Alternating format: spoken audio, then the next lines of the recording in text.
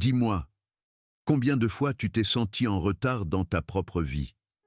Tu veux que je te dise quelque chose? Se comparer aux autres est l'un des poisons les plus silencieux de notre époque. Dans un monde dominé par les réseaux sociaux, tu fais défiler des vies parfaites. Écran après écran, tu vois des gens réussir, voyager, briller, et sans t'en rendre compte, une question s'installe en toi.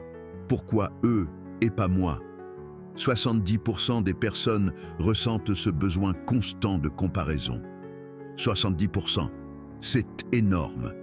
Et c'est terrifiant. Chaque like, chaque commentaire alimente la pression.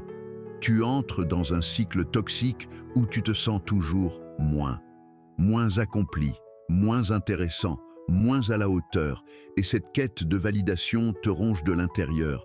Tu crois que ça te pousse à avancer, mais en réalité, ça te fige, parce que tu ne te compares pas aux autres. Tu te compares à une version idéalisée de toi-même, une version parfaite, inatteignable, inexistante. Alors chaque échec devient une preuve que tu n'es pas assez. Ce que tu oublies, c'est que derrière chaque réussite affichée, il y a des doutes, des peurs, des échecs que personne ne montre.